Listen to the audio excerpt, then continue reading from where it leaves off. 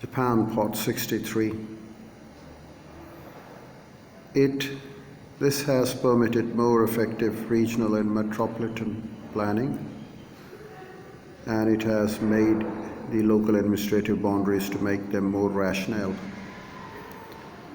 It allows the national government to develop consistent, integrated plans for redistributing wealth to poorer areas, for raising standards in education, for standardizing local public transport system, and for the standardizing rules about commerce and industry, so as to equalize local financial resources and yet give local areas flexibility in choosing their own programs.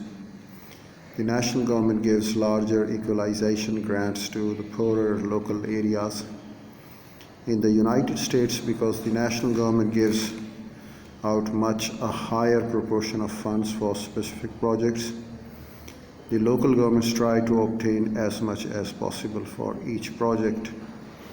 But in Japan, where the local government receives a general grant which it can use for many purposes, it makes greater effort to conserve funds in each area, and it has more flexibility in seeing that program, which are not suddenly started but suspended by central government fiat.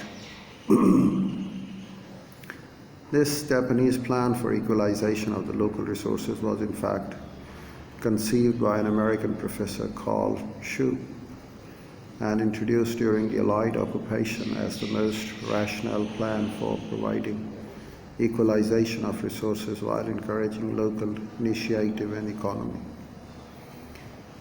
The grand vision for redistributing population and industrial facilities to less crowded parts of the country was embodied in the 1972 Tanaka Plan for remodeling Japanese archipelago, a plan actually written by MITI bureaucrats.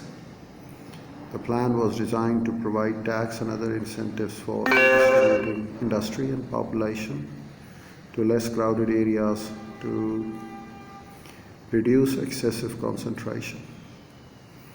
It included construction of rail, bridge, road transport in less developed areas to stimulate their economies. The plan was just out when the oil crisis caused the government to lower interest rates to stimulate the economy. As funds became readily available, the Tanaka Plan led to the land speculation and contributed to runaway inflation. As originally formulated, therefore, the Tanaka Plan proved disastrous, and with the subsequent retrenchment to control inflation, unrealizable. But the basic program for the reconstructing industry and growth in middle-sized cities and backward areas for providing tax incentives and low-interest loans to encourage this has continued to guide the work of the bureaucrats in the relevant government ministries like MITI, Finance, Construction, Transport, and the Land Agency. With amalgamation and redistricting of the local communities, Japan has been able to undertake concerted metropolitan planning that is not possible in the United States. The National Land Agency is still analyzing long-term population and economic trends with a view towards consolidating administrative districts where it is desirable to do so.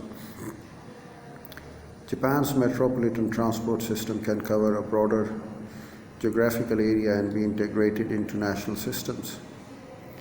Japan can distribute industrial and commercial, recreational, and other facilities throughout the metropolitan area according to certain guidelines and principles.